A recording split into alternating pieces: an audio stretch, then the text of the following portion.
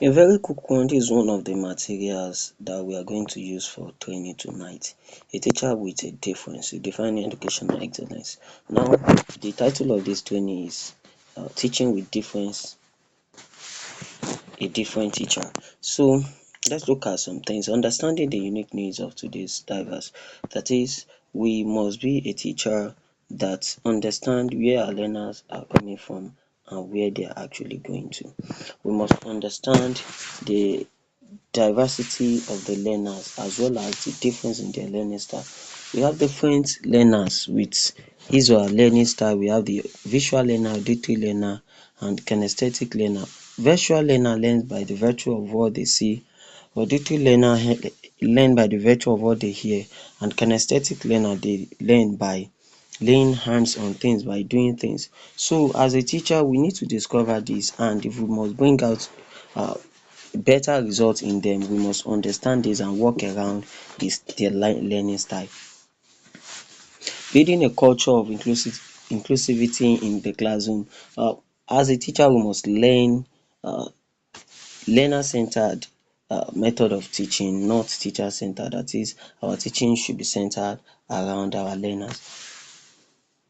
So you promote respect, you encourage dialogue and celebrate differences. Your learners can never be the same.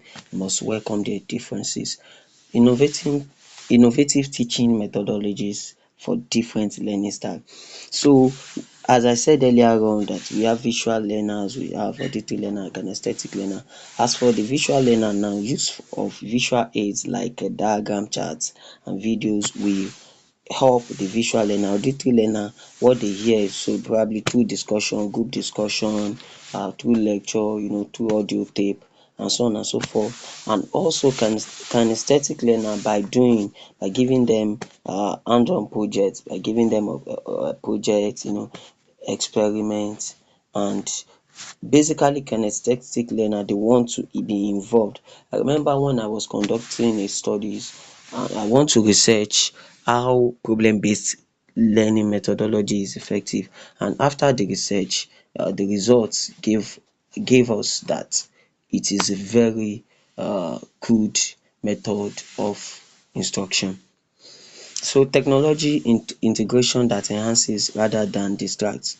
A lot of people have the mindset that the use of technological tools will distract learner, but the main point and the truth is that there are places whereby it won't distract, but it will even enhance the learning and teaching methodology. I carried out another research also on effect of computer assisted instruction on student academic achievement in high impact nomenclature of organic compound in chemistry. So the research is about comparing the effectiveness of computer assisted instruction on student achievement. The result of the findings show that the learners that were taught with computer assisted instruction, in this case computer assisted instruction is the use of slides, as you can see the slide I'm using, the use of computer, the use of YouTube, the use of games that are related to educational content. So all these things are those that we use in computer assisted instruction. So who were taught with computer assisted instruction, they did far better than those who were taught with the conventional method, that is just the talk chalk method approach. And one thing I learnt about the technological approach is that it saves time. I taught the learners, we were able to cover good number of subtopics within a limited time, and they assimilate everything within that limited time. So that is that. If you are going to show a difference, you must include technology in your teaching and learning process. Developing emotional intelligence in educational settings. One thing is very important, and that is your self control. As a teacher we are surrounded with a lot of tasks, we are surrounded with a lot of headache. Our boss will do some things that may please or not please us. The government may do some things that may please or not please us.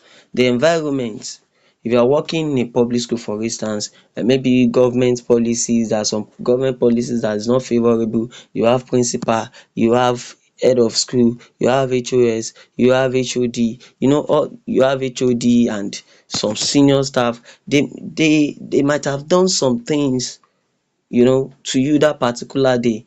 Mind you need to control yourself while dealing with your learner. You don't transfer aggression of your principal to your learner. If you are working in private school, for the fact that your boss has offended you, don't think you will use that your action to punish your learners. Everything you do as a teacher, if you act wrongly in the school, the repercussion will be on your learner. So the first thing, self-awareness. Recognize yourself, recognize your emotion that this learner, if I should take action now, I may injure them. I entered a particular class and I told them that what you have just done, if I should flog you, I may injure you. you know I know myself, I studied myself that though I don't use cane, and at times when I'm angry I may be excessively angry, so I need to study myself. So at times when I suppose to use cane, that's when I will not use cane, because I know I've studied myself as regarding that. So self-regulation, manage your emotion. You need to manage your emotion. Professor Oyekunle said something. He said as a teacher, you don't cane when you are angry. You don't flog students when you are angry, because you will overdo it. Then empathy, we talk about that the first day, that you understand your learner, you act as if you are in their position. You don't do things because they are younger to you. No, you put yourself in the position that if you are a learner and the teacher is doing what you are doing, you will be pleased with it. So another thing is measuring success beyond standardized testing. In your classroom, try to develop a system that enhance participation in the classroom. That is a system whereby even the dullard in the class will one way or the other participate. At times in my class, I will write question on the board, distribute my question here and there. Not that you reserve your question for the first four best students in the class. No, distribute your question. Even the one that you are very sure that he has nothing to say, just prompt him or her to say something, so that he or she will feel among the class.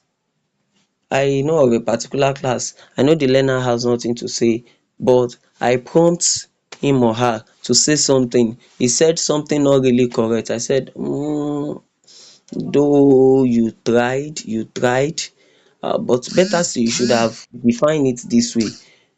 I just want him to talk in that class, so that he will be bold, that even though if I'm wrong, at worst I will be corrected. I usually tell my learner, participate. In fact, sometimes I will tell them, see, pay attention to me. If you pay attention, you will know it. It is simple, it's not difficult, and things like that.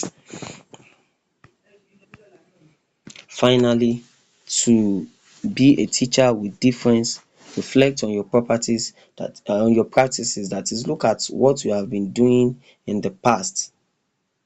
Look at it very well. Ask yourself, how can I improve? Once you've noted that, then seek collaboration, that is, have collaboration with others, just like what we are doing here now. So I gave us a challenge yesterday, that okay, let's look at our way of life. What are those things I need to improve on? Once we have done that, we have a collaboration. It will adjust our mindset. We share ideas together, and lastly, stay updated. Continue professional development. Thank you. God bless you.